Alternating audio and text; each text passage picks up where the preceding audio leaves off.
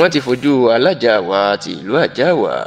tó wà níjọba ìbílẹ̀ ògo-olúwa ní ìlú ògbómọ̀ṣọ́ ní ìpínlẹ̀ ọ̀yọ́ wọ́n ti fojú kábíyèsí ba ilé-ẹjọ́ májísírèètì ìpínlẹ̀ ọ̀yọ́ tó wà ní ìyágànkù ní ìlú ìbàdàn tó sì jẹ́ pé ẹ̀sùn jìbìtì àti lílo ayédèrú ìbuwọ́lù ìyún forgery of signature ni wọ́n fi kan kábíyèsí alájàwá ti ìlú àjáàwá ìyún ọba Thompson Adéyẹyè Oyètúnjí. Ǹjẹ́ irú ẹ̀sùn ọ̀daràn jìbìtì wo náà fi kan odidi kábíyèsí alájàwá ti ìlú àjáàwá nílùú ògbómọ̀ṣọ́?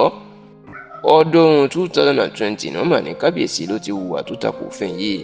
Wọ́n ní lásìkò tí wọ́n ń du ipò alájàwá ti ìlú àjáàwá òní kábíyèsí ni ó lọ ṣe ayédèrú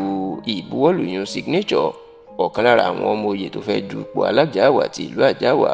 èèyàn ọmọọba Abdulazeez Adéwálé Oyèbùnmi. Wọ́n níṣe ni kábíyèsí lọ kọ lẹ́tà sí ìjọba ìpínlẹ̀ ọ̀yọ́ bí ìgbà pé ọkùnrin náà ló kọ tó sì lo ìbuwọ́lù ẹ̀ ayédèrú síbẹ̀ wípé ọmọọba Abdulazeez Adéwálé Oyèbùnmi ó kọ wípé òun kò ní ṣe ohunkóhun, òun kò dupò alájàwá ìlú àjáàwá mọ́, èèyàn pé òun ti jáwọ́ lórí ipò alájàwá ìlú àjáàwá kí wọ́n sì jẹ́ kí ọba Thompson Adéyẹyè Oyètúnjí kó máa jọba ẹ̀ lọ. Ṣùgbọ́n nígbà tí àṣírí padà tú sẹ́ni ọmọọba Abdulazeez Adéwálé Oyèbùnmi jẹ́ kó di mọ̀ pé òun kò mọ̀ nípa lẹ́tà tán kọ náà, òun kọ́ lòun kọ lẹ́tà bóun ò dupò alájàwá ti ìlú àjáàwá mọ́. ìlọ̀rọ̀ máa di wàhálà tọ́rọ̀ bẹ́yìn yọ. Bẹ́ẹ̀ ni ọmọọba náà ló gbé ọ̀rọ̀ ọ̀hún lọ sí ọ̀dọ̀ àwọn ọlọ́pàá tó sì jẹ́ pé níṣe làwọn ọlọ́pàá ti ránṣẹ́ pé kábíyèsí kó tó di pé ọ̀rọ̀ náà ó lágbára sí i tí wọ́n sì gbé e lọ sí ilé ẹjọ́ májísírèètì ìpínlẹ̀ ọ̀yọ́ tó wà lágbègbè ìyágànkù ní ìlú ìbàdàn.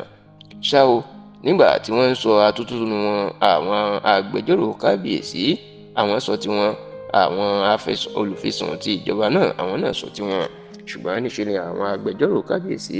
wọ́n bẹ onídàájọ́ pé kó jọ̀wọ́ kó fún kábíyèsí ní bẹ́ẹ̀lì, kó jẹ́ kó lọlé kó sì máa wá láti wá lọ́pọ̀ sì máa gbà fún wá láti wá máa jẹ ẹjọ́ ẹ̀. Níṣe ni àwọn agbẹjọ́rò àwọn olùpẹ̀jọ́ àti olùfisùn ìjọba àwọn náà takò kán fún kábíyèsí ní bẹ́ẹ̀lì. Ìdí èyí ló sì jẹ́ kí onídàájọ́ tó fẹ́ dá ẹjọ́ náà ìyún onídàájọ́ Ọlábísí Ògúnkànmí ló jẹ́ kó fún kábíyèsí ní bẹ́ẹ̀lì náírà 500,000 naira tó sì sún ọjọ́ ìgbẹ́jọ́ síwájú di ọjọ́ 22 oṣù keje ọdún tá a wà yìí, èyí tó lóyìnbó ń pè ní the 22nd of July 2025. Ṣáò alága ìjọba ìbílẹ̀ ògo-olúwa ní ìlú ògbómọ̀ṣọ́ tí ìṣẹ̀lẹ̀ tó bọ́ sí ó jẹ́ kó dìímọ̀ pé àwọn tí ń yanjú ọ̀rọ̀ náà láàrin kábíyèsí àti ọmọọba Abdulazeez Adéwálé Oyèbùnmi. Ó lóun sì gbàgbọ́ pé kí ọjọ́ ìgbẹ́jọ́ tó dé àwọn yóò ti yanjú ọ̀rọ̀ náà tí wọn yóò sì gbé ẹjọ́ kúrò ní ilé ẹjọ́ pátápátá.